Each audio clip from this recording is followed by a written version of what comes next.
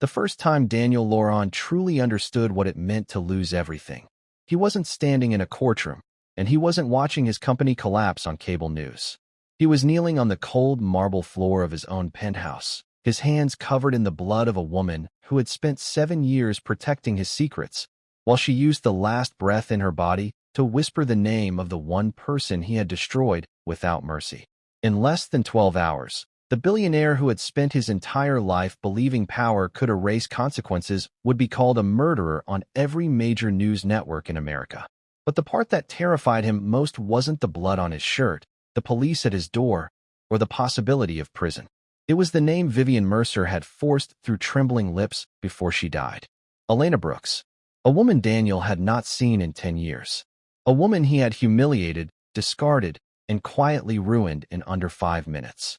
And now, somehow, she was the only person who could save him. Before we go deeper, let us know in the comments where you're watching from. We'd love to hear from you. And don't forget to hit that subscribe button so you never miss any of our upcoming videos.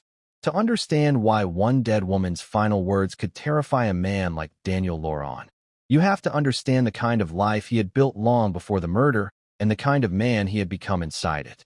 Daniel was the sort of billionaire people described as disciplined when they were trying to be polite and ruthless when they were telling the truth. He had spent 20 years turning Laurent Capital into one of the most feared firms in Manhattan, not because he was the smartest man in every room, but because he understood something most people never wanted to admit. Fear could be more reliable than loyalty. Fear made people stay late, lie smoothly, and keep their mouths shut when they saw something they shouldn't. Fear made executives protect a company even when the company would never protect them back. Daniel built his empire on that understanding. He bought buildings, media stakes, hotel chains, and private influence with the same cold precision other men used to sort emails. He sat on charity boards, funded hospital wings, and smiled in magazine profiles about leadership and innovation. While inside his own company, people learned very quickly that one bad meeting could erase years of service. He did not think of himself as cruel. That would have required a conscience honest enough to name the damage it caused. Daniel thought of himself as efficient. If someone became a problem, he removed the problem. If a scandal threatened the company, he buried it. If a person became inconvenient, he made sure they disappeared quietly enough that everyone else got the message.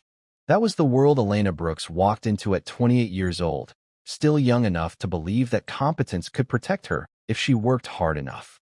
Elena had none of the things Laurent Capital usually rewarded.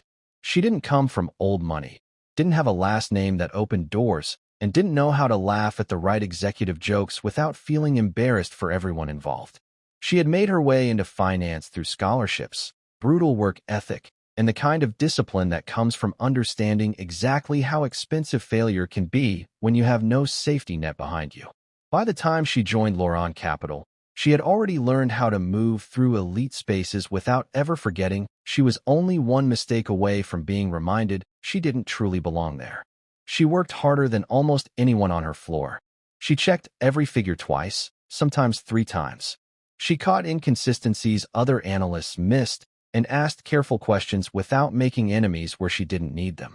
She wasn't flashy. She wasn't political. She simply believed that if she made herself useful enough, the work would speak for itself. Daniel noticed her early, though not in the way she feared or the way other women in the office might have hoped.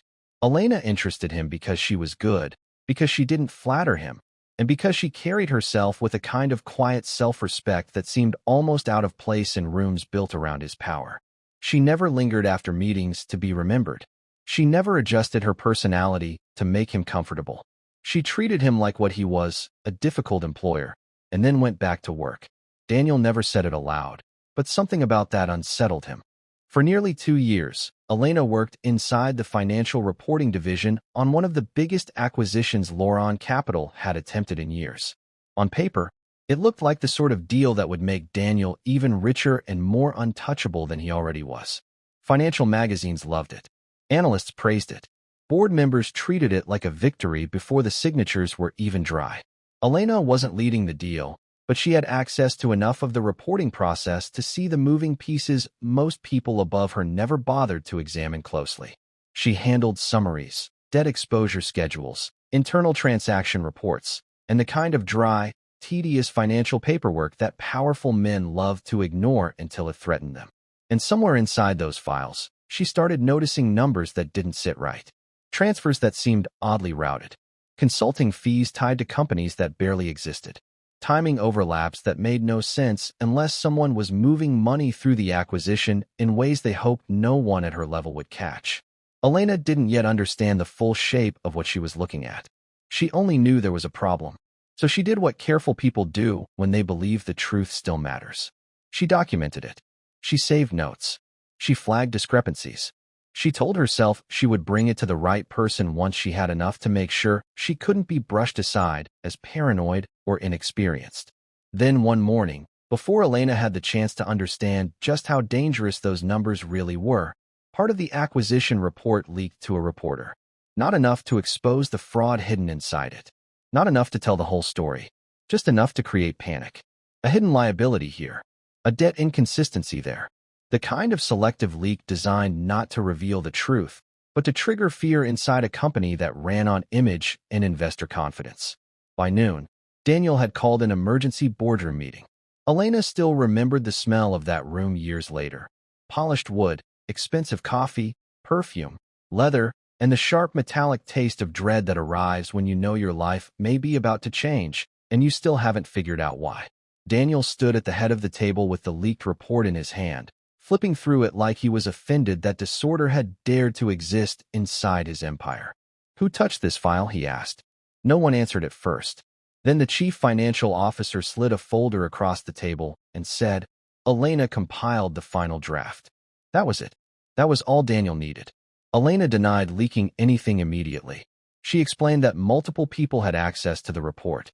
She told him to check the access logs. She even tried to point out what should have been obvious, that whoever leaked those pages wanted to create panic without exposing the larger issue underneath. But Daniel wasn't listening. He didn't want the truth. He wanted control. And control always came fastest when someone else absorbed the cost. So Daniel Laurent looked at a woman who had spent 2 years proving her value inside a company that had never intended to protect her. And he ended her career with a sentence so simple, it almost sounded administrative. "Clean out your desk." The room went silent in the way expensive rooms often do when everyone inside them knows something ugly has just happened, and no one wants to be the first person brave enough to name it. Elena stared at him, waiting for the correction, the follow-up question, the moment someone in that room would remember that facts were supposed to matter before a person's life was destroyed. No one moved. No one defended her. No one said Daniel might be wrong. She tried one more time. "I didn't leak anything." Daniel's face didn't change. "Then you should have been more careful about what passed through your hands." That was the cruelty of men like Daniel. They didn't always need to shout. Sometimes they were at their most brutal when they sounded bored. Elena looked around the table at the people who had eaten lunch with her, borrowed her work, asked for favors, smiled in elevators, and called themselves colleagues. None of them would meet her eyes. And in that silence, Elena understood something she would spend years trying to forgive herself for not seeing sooner. She had never been part of their world. She had only been useful to it. When she finally looked back at Daniel, her voice was calm enough to unsettle even her. "Someday," she said, "you're going to learn what it feels like to be judged by a lie." Daniel's jaw tightened. "Get out." Elena did exactly that. She packed her desk into a cardboard box while coworkers pretended not to stare. She rode the elevator down 40 floors with a compliance officer who kept clearing his throat like he wanted to say something decent and couldn't afford to. She stepped out into the rain with her whole career in a cardboard box and kept walking until the glass tower of Laurent Capital disappeared behind her. What happened after that was the part Daniel never bothered to imagine, because men like him almost never do. In industries ruled by reputation, powerful people don't have to formally destroy you. A whisper is enough. Within weeks, interviews disappeared. Recruiters stopped calling back. Elena's name became one of those quiet warnings people passed around without ever putting anything in writing. Her apartment became too expensive. Her father's medical bills became impossible. Savings vanished. Pride followed. She took contract work, then bookkeeping jobs she was wildly overqualified for, then whatever else kept the lights on. Her father got sicker. Her world got smaller. And the worst part was not the money, or even the humiliation. It was the way Laurent's decision kept living inside her long after he had forgotten her. She argued with him in her head while riding buses. She imagined the things she would say if she ever saw him again. She lost whole afternoons to rage that left her more exhausted than poverty ever had. For a long time, Elena believed that if the truth ever surfaced, everything might somehow make sense again. But no apology came. No one called her back. No one admitted she had been used. Years passed. Her father died. The anger stayed, but it changed shape. Then a kind history teacher named Michael Brooks came into her life and loved her with a patience she didn't trust at first. Michael was not rich, not polished, not impressive in the way Daniel's world measured men. But he was steady, and after years of feeling like her life had been reduced to surviving humiliation, steadiness felt almost miraculous. Elena married him.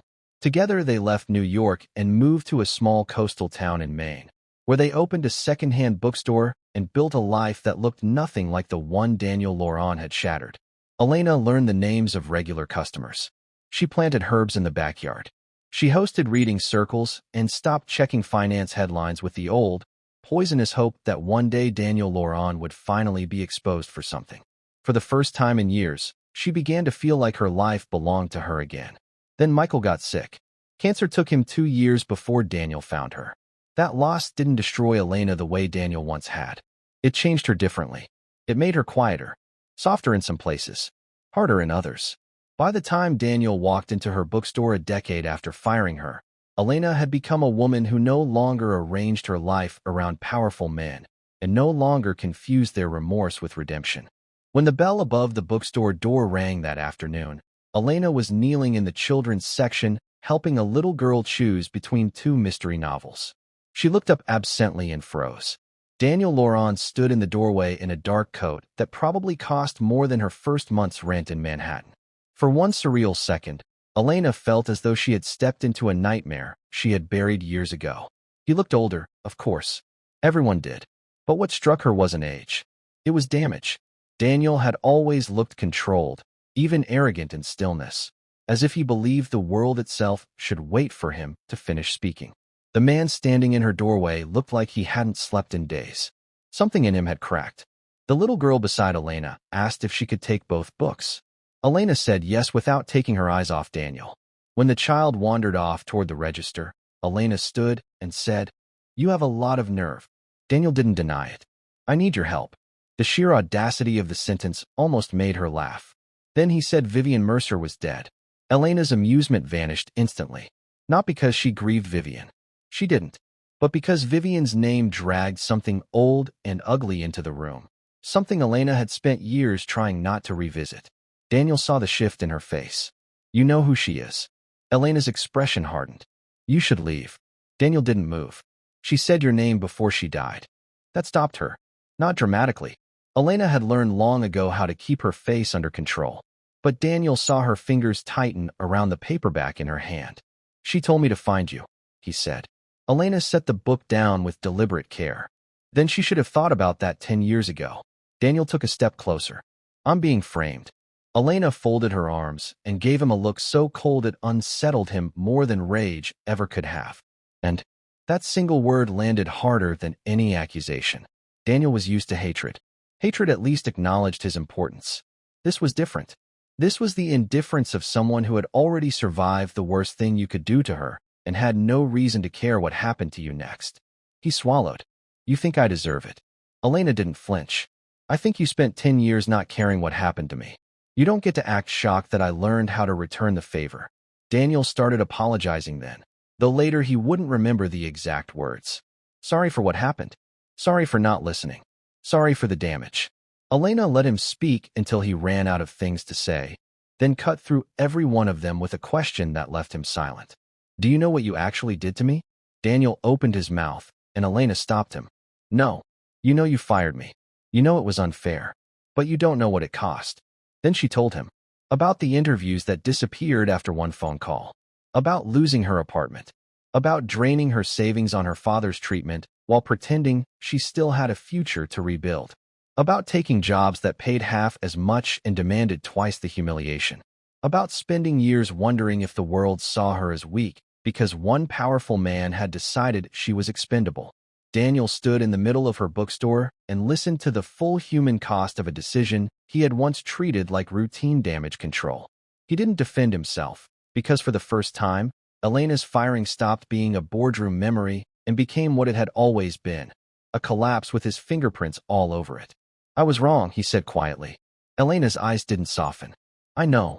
The honesty of it hit him harder than anger would have. Then Daniel reached into his coat pocket and pulled out the photograph he had kept for 10 years. Elena stared at it. "You kept that?" Daniel placed it gently on the counter between them. "I don't know why at first. Maybe guilt. Maybe cowardice. Maybe because it was the first day I realized I'd become someone I would hate if I ever met him." Something flickered in Elena's face then. Not forgiveness. Not pity. Just surprise. And because surprise was more than he had any right to expect, Daniel kept going. "Vivian said your name before she died. If you know anything at all, about why she'd do that, I need to hear it." Elena looked at the photograph for a long moment before answering. "I didn't leak your numbers 10 years ago." Daniel nodded. "I know." Elena lifted her gaze to his. "No," she said. "You don't. I know who did." An hour later, Elena locked the bookstore and led Daniel into the cramped office at the back, where old hardcovers gave way to filing boxes, framed photographs, and a desk scarred by actual use. It was the opposite of Laurent Capital in every way that mattered. Human, cluttered, honest.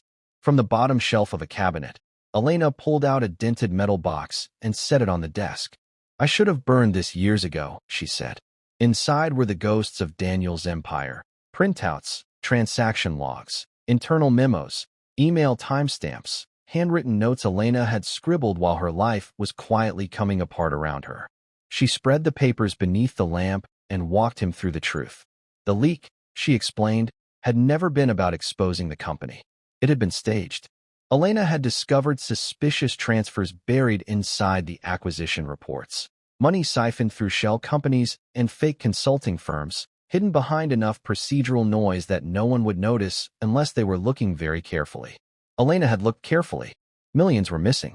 Not just company money, either. Pension funds tied to the acquisition had been touched.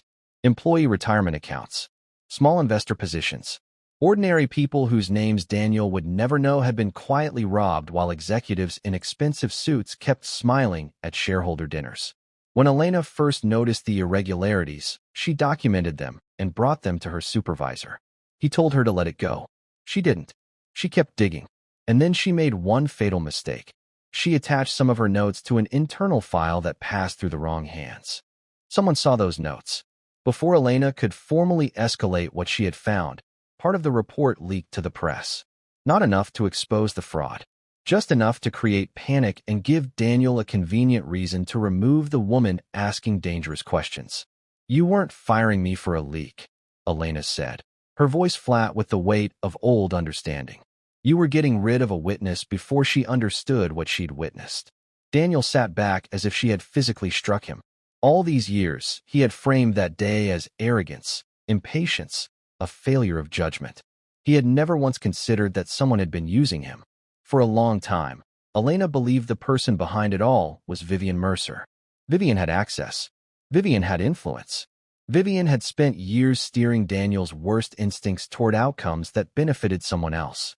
But 3 weeks before Vivian died, Elena received a note with no return address. She slid it across the desk. "I was wrong about you, and I was wrong about him. If anything happens to me, don't trust the board. Tell Daniel Laurent to look at Ashford Biotech." Daniel read the note once, then again. Marcus Ashford. The name landed with a nauseating kind of clarity. Marcus had sat on Daniel's board for 11 years, smiling through crises, donating to hospitals, acting like the calm adult in every room, while Daniel absorbed the reputation of being the ruthless one. If Marcus controlled enough of the board, the CFO, and the acquisition pipeline, he had exactly the access needed to bury fraud in plain sight. More importantly, he knew how to use Daniel's temper, ego, and impatience against him. Use Daniel to fire Elena before she could talk. Use Daniel again, 10 years later, as the perfect suspect in Vivian Mercer's murder. Daniel looked up from the note with something close to horror on his face. All this time, Elena nodded once. "I think Vivian helped cover it up at first. Then something changed. Maybe guilt. Maybe fear. Maybe Marcus decided she knew too much, and she realized too late she wasn't protected anymore. Daniel's voice came out low. Why tell me to find you? Elena glanced at the box of records between them. Because she knew I kept evidence. And because if Marcus was framing you, she needed someone who understood where all of this started. Rain tapped softly against the bookstore windows. Daniel looked around that tiny office. The books, the family photos, the warm lamplight falling over 10 years of proof. And for perhaps the first time in his life, he felt the full obscenity of what his carelessness had cost another person. So what now, he asked. Elena was quiet for a long moment. She could still walk away. She could let the investigation bury Daniel and call it justice. She could decide karma had finally done what no board member, regulator, or journalist ever managed to do. Instead, she heard Michael's voice in the back of her memory asking what kind of person she wanted to be when all this was over. We prove Vivian was murdered because she was trying to expose Marcus, Elena said at last. And we prove you were framed to keep the fraud buried. Daniel held her gaze. And if we can't? Elena's answer came without hesitation. Then at least this time, the truth won't die quietly. The break in the case came from Vivian's assistant, a quiet woman named Nora who had spent 7 years in rooms full of wealthy predators and learned that the safest way to survive among powerful people was to become forgettable. She asked Elena to meet before sunrise in the parking lot of an empty church. When Nora stepped out of her car, her hands were shaking so badly Elena thought she might drop the flash drive she was holding. Vivian started recording private conversations the week before she died, Nora said. She told me if anything happened to her, I was supposed to give this to someone Marcus wouldn't expect. Back at the bookstore, Daniel and Elena listened in silence. The recording was rough, full of static and the clink of glassware, but the voices were unmistakable. Vivian Mercer, Marcus Ashford, and beneath the polished language of 2 corporate professionals, pure panic. Marcus admitted enough to ruin himself 10 times over. The fraud, the staged leak, Elena's removal, Daniel's usefulness as a shield. He spoke of Daniel with cold contempt, describing him as exactly the kind of arrogant man people would believe capable of murder if properly cornered. Then Vivian threatened to expose everything. And Marcus said, with the quiet certainty of someone accustomed to other people paying the price for his decisions, if you walk out of here with that intention, you won't make it to Monday. When the recording ended, the room went still. Daniel closed his eyes. Elena watched him and wasn't sure whether what she felt in that moment was satisfaction, pity, or some exhausting mixture of both. Within 48 hours, Marcus Ashford was arrested. The murder case against Daniel began collapsing almost immediately. Fraud investigators reopened the acquisition files. Journalists who had once praised Laurent Capital as visionary now picked through its carcass looking for every piece of rot Daniel's leadership had allowed to grow. He was not treated like a hero, and he did not deserve to be. Being innocent of murder did not make him innocent. Weeks later, Daniel stood before a civil hearing and did something no one in that room expected from him. He told the truth, not the version his lawyers wanted. Not the version that minimized his liability or polished his image. The truth. He admitted that Elena Brooks had tried to speak 10 years earlier, and he silenced her because listening would have required humility he did not possess. He admitted that Laurent Capital had become a culture of fear under his leadership, a place where people protected power instead of facts, and where corruption thrived because Daniel made truth expensive. He admitted that although he had not killed Vivian Mercer, he had spent years building the kind of world in which decent people were punished and dangerous people were rewarded. And in the end, that made the blood on his hands feel less metaphorical than he wanted. He resigned that same day. He liquidated part of his holdings and created a restitution fund for pension holders and employees harmed by the fraud. It would not undo what happened. Elena knew that. Daniel knew it too. Some years are simply gone. Some damage can be acknowledged and still never repaired. But it was a beginning. A month later, Daniel drove back to Maine with the last box of documents in his trunk. He found Elena outside the bookstore at sunset, locking up after closing. For a moment, neither of them spoke. Then Daniel held out the file box. I thought mailing it would feel cowardly. The corner of Elena's mouth almost moved into a smile before she stopped it. She took the box from him and noticed the photograph resting on top. The rain photo again, she said. Daniel nodded. You never answered my question. Why keep it? He looked past her into the bookstore, where warm light spilled across rows of books and the life she had built without him. Because that was the day I met the worst version of myself, he said. And I was afraid that if I ever stopped looking at what he did, I'd become him again. Elena studied him for a long time. The old Daniel would have filled that silence with charm, persuasion, or self-defense. This one simply stood there, hands empty, waiting for whatever truth she chose to give him. You can't undo what happened, Elena said at last. I know. I lost years because of you. I know. And some apologies come too late to be useful. Daniel lowered his gaze. I know. Elena shifted the box in her arms, then said very quietly, but late isn't the same as worthless. It was not forgiveness. Not completely. Maybe not ever. But it was something Daniel had never deserved and somehow still been given. A final, honest mercy. He nodded once. Thank you. Elena stepped back toward the bookstore door. Take care of the life you have left, Daniel. He looked at her standing there in the soft amber light, framed by books and evening and the kind of peace he had spent most of his life too arrogant to value. I'm trying to learn how, he said. Elena opened the door, then paused. Then for once, she said, learn slowly. She went inside. The bell above the bookstore door rang once, and Daniel Laurent stood alone on the sidewalk, watching the warm light through the glass, understanding something that would have sounded like weakness to the man he used to be. Sometimes justice does not arrive in a courtroom. Sometimes it arrives as memory, as consequence, as the face of the one person who can still tell the truth about who you were before the world found out. Sometimes redemption doesn't begin when other people forgive you. It begins when you stop lying to yourself about the harm you caused. And sometimes the person you once had the power to destroy becomes the only reason you still have a chance to become human again. So let's settle it in the comments. If you were Elena Brooks, what would you have done? Help Daniel prove he was innocent, because murder is murder and truth still matters. B. Walk away and let him face the same cold judgment he once gave you. Type A or B in the comments, and tell me why. And if you want more stories like this, stories about betrayal, power, revenge, and second chances, hit subscribe, because the next one is already on the way.